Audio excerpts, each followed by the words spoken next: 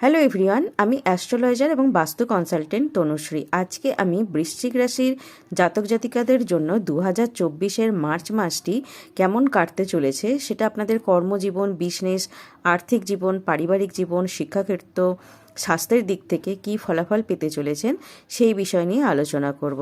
বৃশ্চিক রাশি রাশিচক্রের অষ্টমতম রাশি। এই রাশির অধিপতি গ্রহ হচ্ছে মঙ্গল। এটি একটি জলতত্ত্বের রাশি।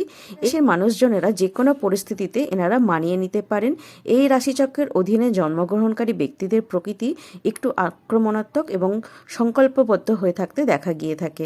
এনারা খুব দ্রুত সিদ্ধান্ত নিতে সক্ষম হন। এনাদের ভালো মন্দ বোঝার ক্ষমতা থাকে এবং প্রতিটি কঠিন পরিস্থিতিতে সহজেই মোকাবিলা করতে এনারা সক্ষম হয়ে থাকেন।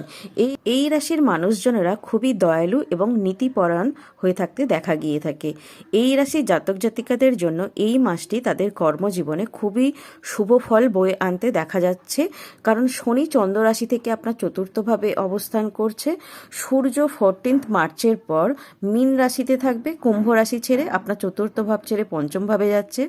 বুধ 17 মার্চের পর আপনার চতুর্থ ভাব ছেড়ে পঞ্চম ভাবে যাবে, অর্থাৎ মীন রাশিতে। শুক্র আপনার তৃতীয় ভাব ছেড়ে চতুর্থ ভাবে যাবে 5 মার্চের পর।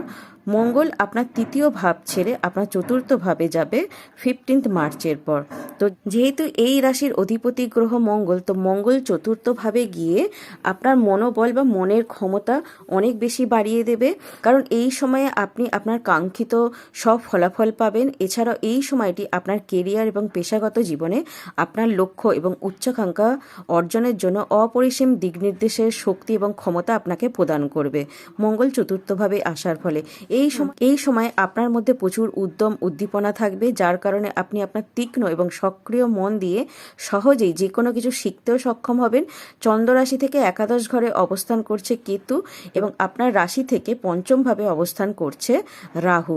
তো এই মাসে এই ব্যক্তিদের জন্য বিশেষ সাফল্য বয়ে আনতে দেখা যাবে।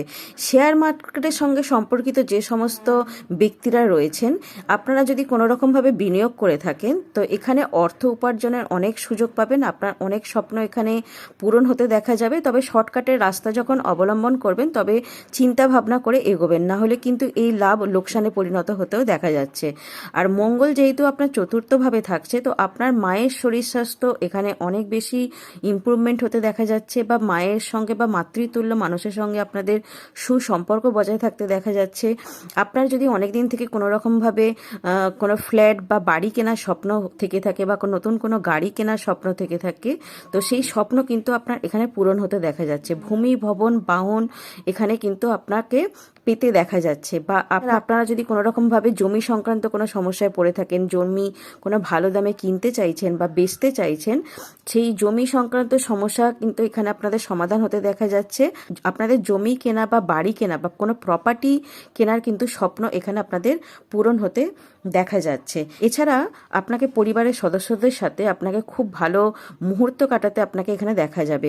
এই সময় আপনি আপনার পিতামাতার পুরনো পরিচিতের সাথে দেখা করার বা তাদের সম্পর্কে নতুন কোনো গুরুত্বপূর্ণ কিছু শোনার সুযোগ পাবেন। আপনাদের পৈতৃক সম্পত্তি পাওয়ারও কিন্তু এখানে প্রবল সম্ভাবনা তৈরি হয়েছে। কিন্তু শনি আপনার পঞ্চমভাবে থাকার ফলে আপনার কর্মব্যস্ততাকে অনেকাংশেই বাড়িয়ে দেবে। আর এই কর্মব্যস্ততার কারণে আপনি আপনার পরিবার থেকে দূরত্বের সম্মুখীন হতে পারেন, বা আপনাকে কাজের সূত্রে কোথাও বাইরে যেতে হতে পারে। পরিবারের মানুষদেরকে আপনি সময় দিতে পারবেন না, তাদের তরফ থেকে আপনি অভিযোগ পেতে পারেন। এছাড়া ভাই বোনের সহযোগিতা আপনাকে পেতে দেখা যাচ্ছে। পারিবারিক কোনো অনুষ্ঠানে কিন্তু যোগ দেওয়ারও একটা সুযোগ আপনি এখানে পাবেন।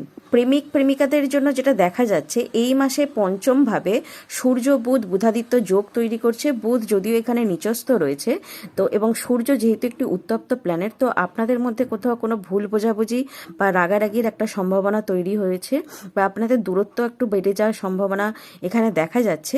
কিন্তু আপনার নিজস্ব জন্মকুষ্ঠিতে যদি সূর্য বুধ খুব ভালো জায়গাতে থাকে, তাহলে কিন্তু এখানে পরিস্থিতি আস্তে আস্তে আপনাদের ভুল বোঝাবুঝি মিটে যাওয়ার সম্ভাবনা তৈরি হয়েছে। একে অপরের মধ্যে প্রেম ভালোবাসা বাড়তে দেখা যাচ্ছে, এবং দুজনের মধ্যে সম্পর্ক যদি কোনো রকমভাবে বিচ্ছিন্ন হয়ে থাকে, তো সেই সম্পর্ক আবার জোড়া লাগার সম্ভাবনা তৈরি হয়েছে।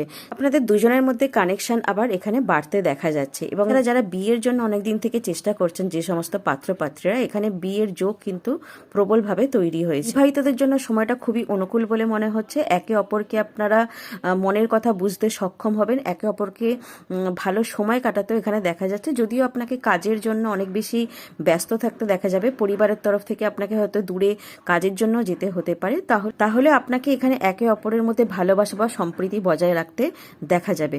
শিক্ষার্থীদের জন্য এই সময়টা প্রতিযোগিতামূলক পরীক্ষার জন্য যারা প্রস্তুতি নিচ্ছেন তারা অবশ্যই এখানে সাফল্য পেতে দেখা যাচ্ছে।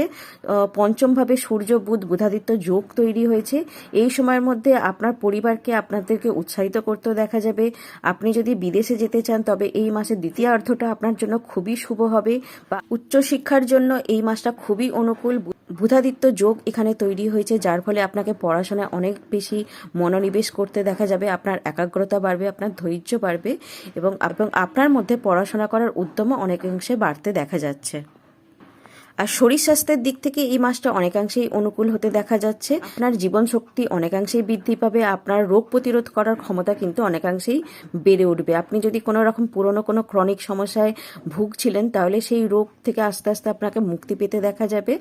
সামান্য ছোটোখাটো কোনো রোগ জ্বালা থেকে আপনি সহজে এখানে সেরে উঠতে পারবেন। যদিও আপনাকে আপনার শরীরের উপর বিশেষভাবে খেয়াল রাখতে হবে, নিয়মিত শরীরচর্চা বা ডায়েট মেনটেন করে চলতে হবে, তাহলে আপনি খুব সহজেই এই ছোটোখাটো শরীর খারাপ থেকে সহজেই বেরিয়ে আসতে সক্ষম হবেন। এছাড়া উপায় যেটা আপনাদেরকে করতে হবে, আপনারা প্রতিদিন নিয়ম করে হনুমান চালিসা পাঠ করতে পারেন।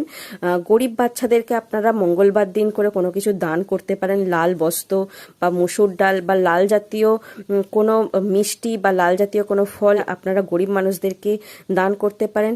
আর বুধবার দিন করে আপনারা শ্রী গণেশকে 11টি দূর্বা দিয়ে পুজো করতে পারেন। প্রতিদিন শ্রী গণপতির অর্থবিশেষ পাঠ করতে পারেন। আর প্রতিদিন সূর্যোদয়ের উঠে উদিত সূর্যকে আপনারা অর্ঘ্য দিতে পারেন সূর্যের মন্ত্র জপ করে। এছাড়া আপনার ভাগ্য নির্ধারিত হয় আপনার নিজস্ব জন্মকুষ্ঠি বা জন্মছকে সমস্ত গ্রহের অবস্থানের ওপর। আপনার নিজস্ব জন্মকুষ্ঠিতে যদি সমস্ত গ্রহের অবস্থান ঠিক না থাকে বা কোনো খারাপ গ্রহের দশা অন্তর্দশা চলতে থাকে বা আপনার বাস্তুতেও যদি কোনো রকম সমস্যা হয়ে থাকে তাহলে আপনারা ভালো কোনো অ্যাস্ট্রোলজারের সঙ্গে পরামর্শ করতে পারেন। তো ভিডিওটি আজকে আমি এখানেই শেষ করলাম। ভিডিওটি ভালো লাগলে অবশ্যই ভিডিওটিকে লাইক করবেন, চ্যানেলটিকে সাবস্ক্রাইব করবেন, পাশে থাকা বেল আইকনকে অল প্রেস করে রাখবেন, যাতে আমি নতুন ভিডিও আপলোড করার সঙ্গে সঙ্গেই আপনাদের কাছে নোটিফিকেশন চলে যায়। নমস্কার।